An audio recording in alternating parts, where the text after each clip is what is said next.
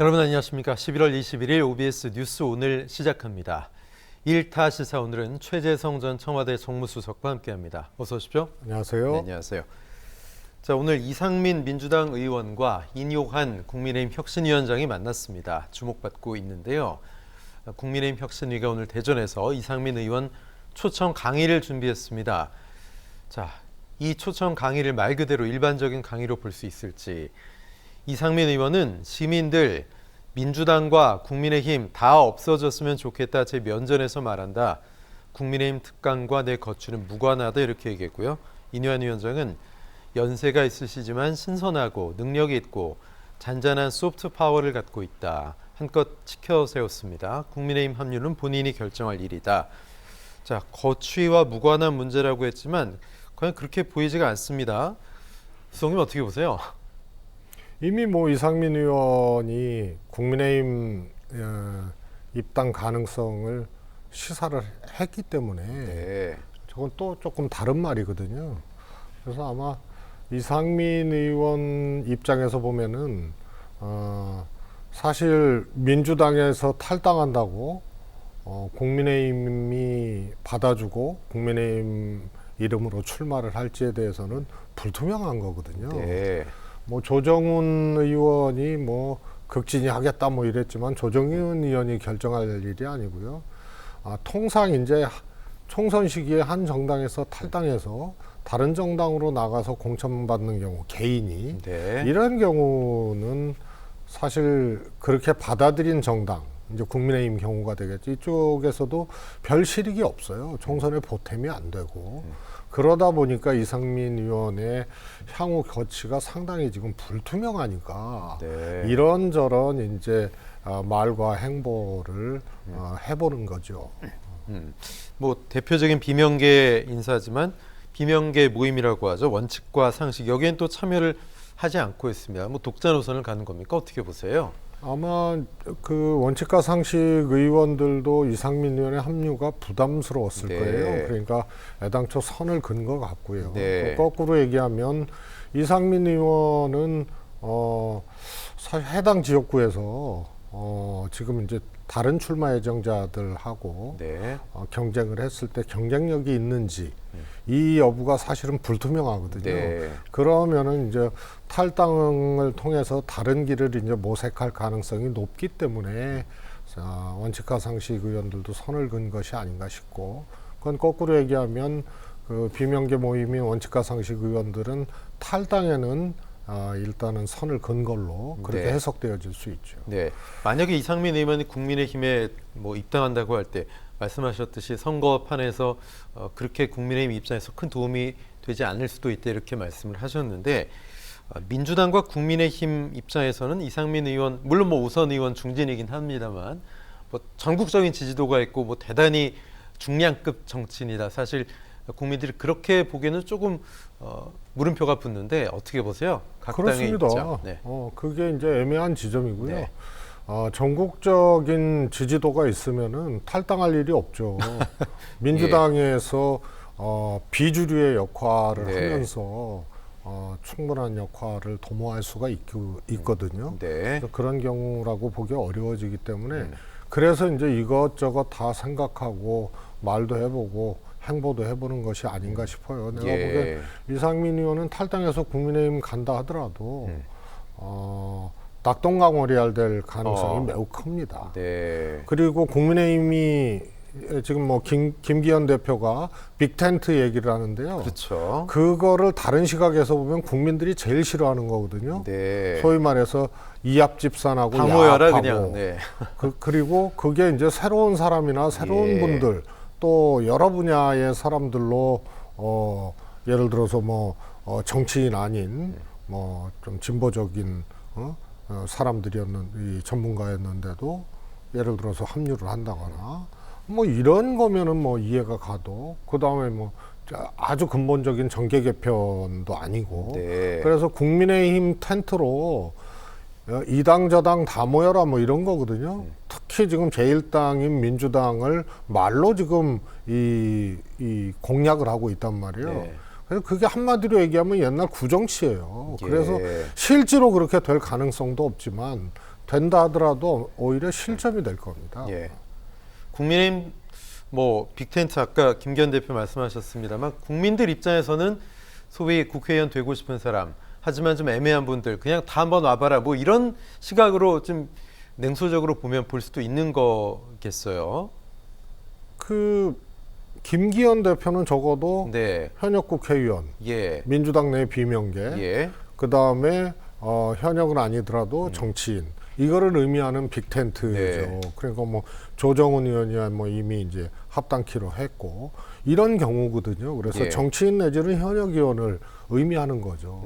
그걸 다른 말로 얘기하면은 의원 빼오기 네. 내지는 옛날 구정치, 네. 야합 이런 게 되는 거죠. 예. 그래서 아마도 김기현 대표가 생각 자체를 정말 저기 타임머신 타고 완전히 과거로 돌아가서 지금 하고 있는 거예요. 네. 실제로 그게 이루어진다고 쳐봐요. 예. 민주당의 현역 의원 일부, 또 다른 당의 누가. 그래서 국민의힘 그늘로 가서 무슨 이건 정계 개편도 아니고 그러니까요. 국민의힘 이름으로 출마를 한다. 그게 득점이 되겠어요? 네. 그게 전형적인 구정치고 야합이거든요. 네. 그다음에 또 하나는 간과할 것이 다 알고 있잖아요. 국민의힘 내에서도 김기현 대표 스스로도 험지 출마 내지는 불출마를 압박받고 있죠. 압박받고 있는 상황이라는 거 아니에요? 그러면은 이게 국회의원을 하고자 하는 새로운 수요, 그게 용산발이든 검사 플러스 알파든 네. 이 수요가 있고 국민의힘은 제가 누차 말씀드렸다시피 최소 의석이란 말이에요. 역대 최소 의석이에요. 그럼 다 황금 지역구에서 나온 거거든요. 당선된 거거든요. 네. 그러니까 경선을 붙으면은 용산 낙하산이나 검사 낙하산이 경선을 뚫고 나올 사람들이 별로 없어요. 그러니까 수요 공급이 지금 안 맞은 상태에서 네. 민주당 비명계를 뽑고 뭐 다른 정치인을 이 불가능하지만 빅텐트라고 해서 소위 말해서 국민의힘 텐트죠. 텐트 안으로 들어오고 해서 의미 있는 지역, 국민의힘이 이길 수 있는 지역에 공천을 줄 수 있느냐. 거기까지 몫이 돌아가지 불가능해요. 않는다.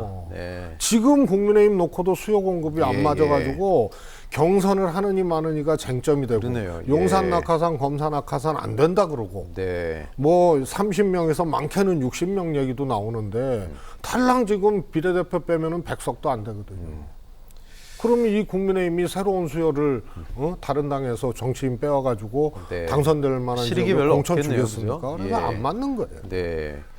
그 비명계 모임 원칙과 상식 김종민, 윤영찬, 이원욱, 조웅천 이렇게 네 분인데 자, 이분들에 대해서 이상민 의원이 얘기했습니다. 탈당 마음 갖고 계신 분 그런 마음이라고 표현했어요. 정확히 그런 마음 탈당을 의미하는 건데 계신 의원들도 있을 거다. 그래서 본인은 12월 초까지 이제 뭐 거취를 결정한다고 했는데 이낙연 대표에 대해서는 뭐 결단과 행동이 필요할 때 아니냐, 말보다 행동이 더 필요한 때다. 이낙연 대표도 탈당 여부나 뭐 그 이후의 계획 그런 구상들이 있을 것이다 이렇게 얘기했습니다. 자 어떻게 보십니까? 진짜 이낙연 대표까지 뭐 저런 움직임에 대한 고민을 할 거라고 보세요. 이상민 의원 말대로. 한마디로 이상민 의원은 여러 가지 자신의 처지와 여건상 네. 나홀로 행보를 하고 있는 거거든요. 예. 나홀로 행보를 하고 있으면은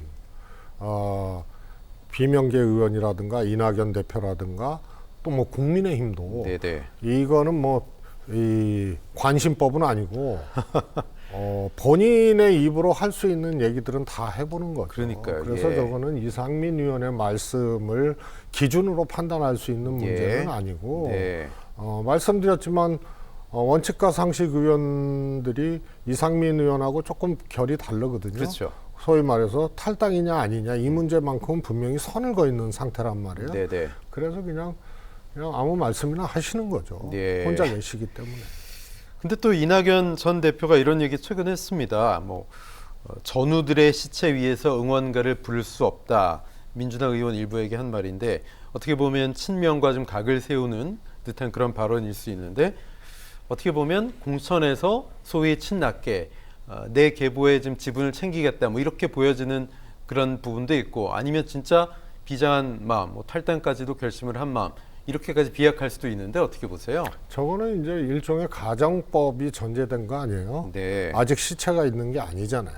그래서 전후의 시체가 소위 말해서 질비하면 어떻게 민주당 승리를 위해서 응원가를 부르겠냐 이 네. 얘기예요. 그래서 현재를 진단한 게 아니고 앞으로 이제 가정법을 전제한 얘기인데요.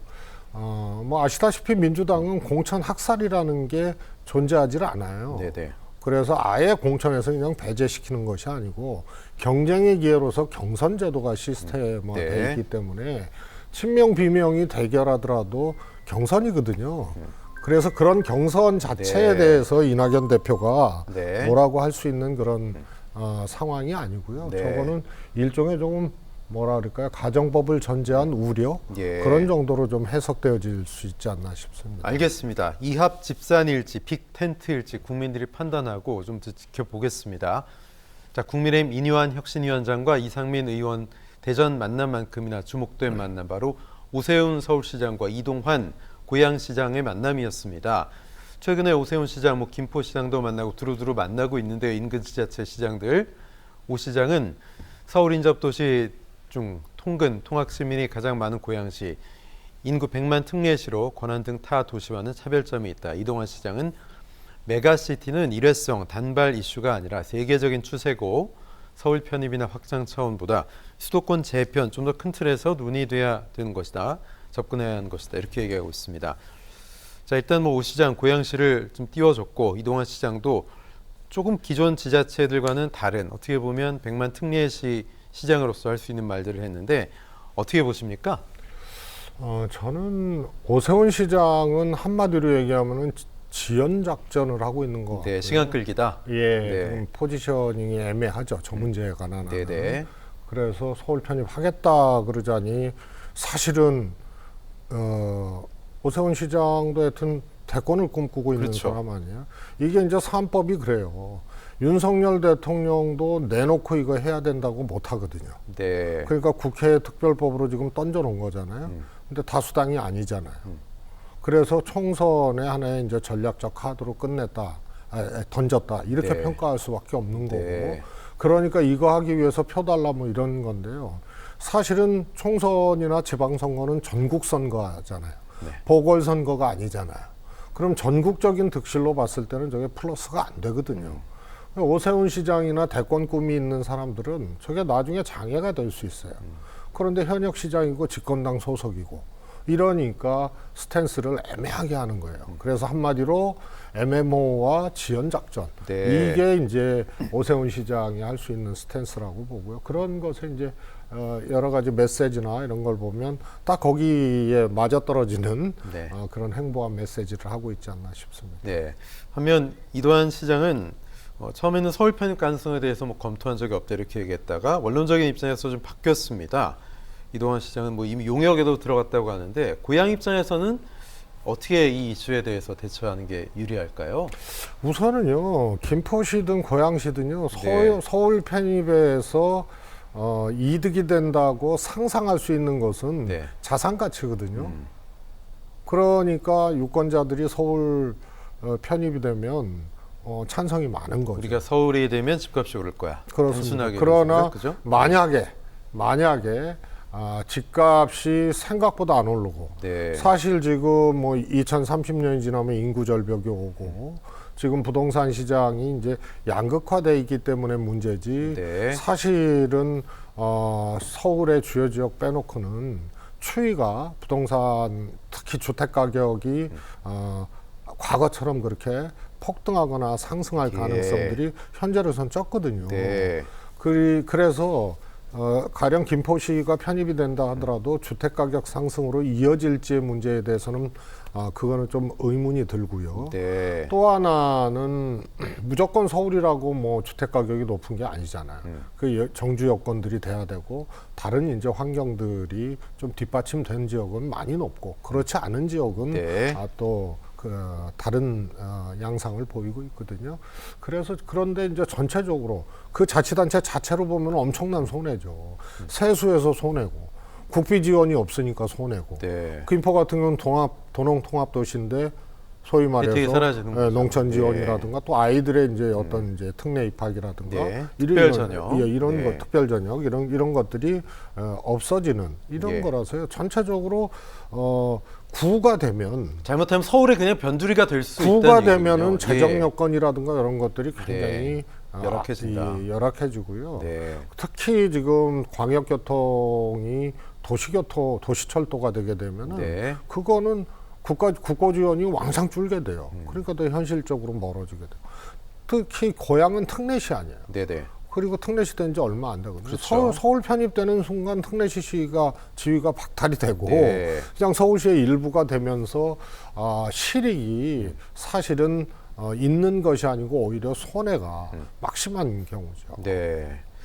지난 1년 전 지방선거에서 경기 북부특별자치도를 공약으로 내걸었던 김동연 경기지사 역시 메가시티에 대해서 한마디 했습니다. 자, 김동연 지사는 서울을 줄이고 지방을 키우겠다는 정책이어야 된다. 서울을 제외한 충청, 호남, 영남권 등을 키우는 게 진정한 의미의 메가시티다. 이런 얘기를 하고 있는데 김동연 지사 얘기는 어떻게 보십니까, 수석님?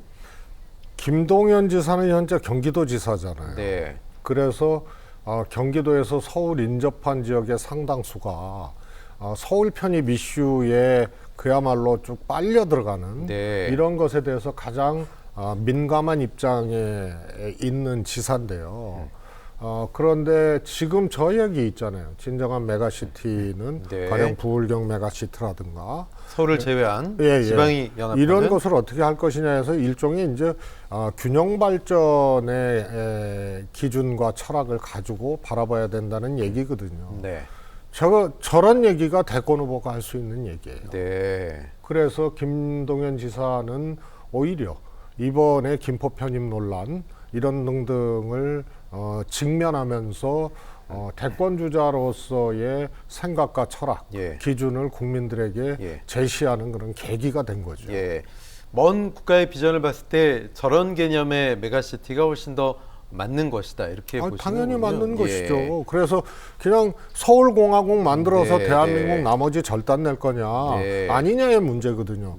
저런 정책을 해도 수도권 집중이라든가 서울 집중 이것, 그다음에 지방 소멸, 지방 후퇴 이런 것에 대해서 막지 못해서 지금 전전긍긍하고 있는 상황에서 오히려 불을 붙여서 그냥 서울공화국 만들자 그러면 다음에 대통령 나오는 사람은 떨어질 수밖에 없어요.